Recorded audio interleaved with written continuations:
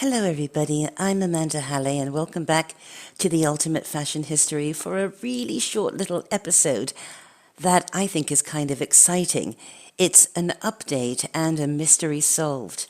Remember the real Bonnie Parker 20th Century Style Icon episode we did a couple of weeks ago?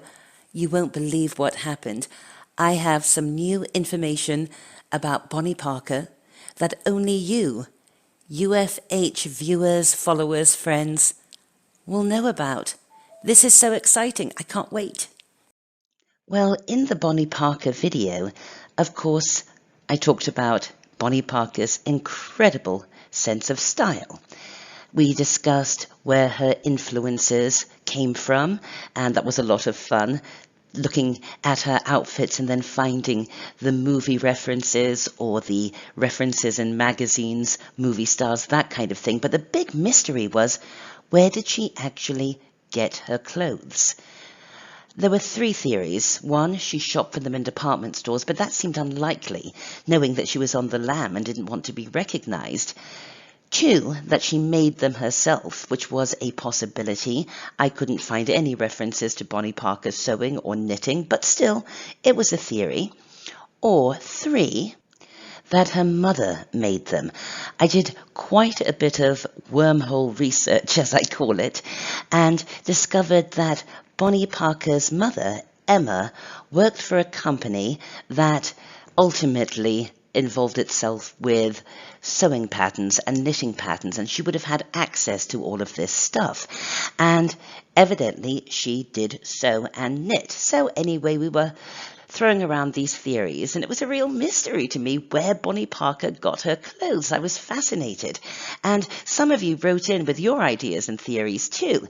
So about a week after the video dropped, I get a message through Facebook from a lady called Michelle, and it began by saying, "I am the great-great-niece of Bonnie Parker."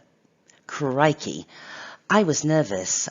I won't pretend I wasn't. I always get sort of nervous doing the 20th century style icons because I fear I might misrepresent somebody or say something that their family don't like. So I was a little bit nervous, especially as it went on, this message, to say my great-great-aunt has been misrepresented quite a bit in movies and documentaries. But, and this is where it gets good, Michelle said she loved the episode on Bonnie Parker. And that, yes, one of my theories was right.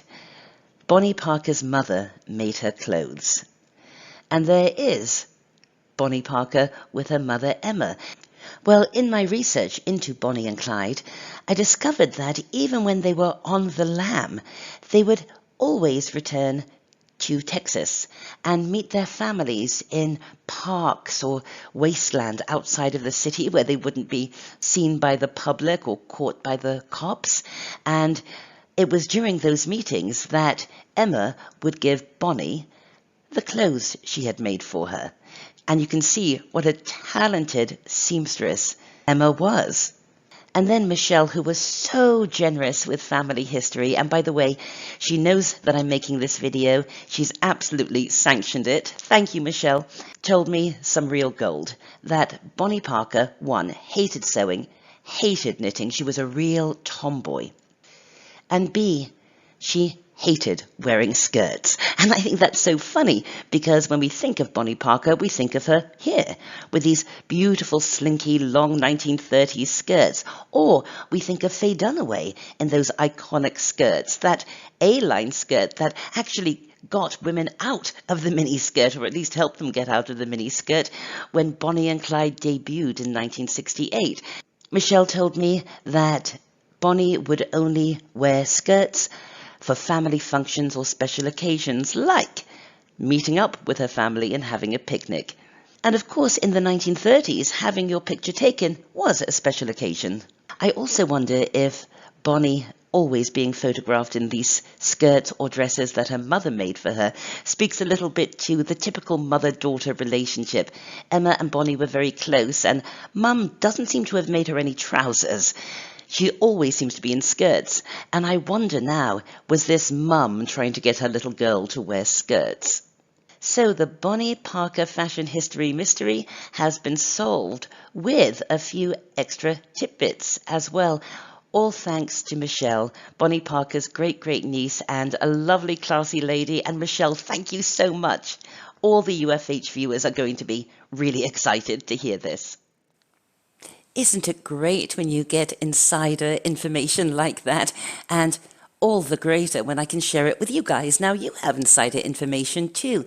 You can contact me and learn more about me through my website, amandahalley.com. Join our Facebook group. We always have a wonderful time over there. Check out our books at Dean Street Press. I'll be back very soon with more on the Ultimate Fashion History. So just click that little circle to subscribe. And as always, thanks for watching. Bye for now.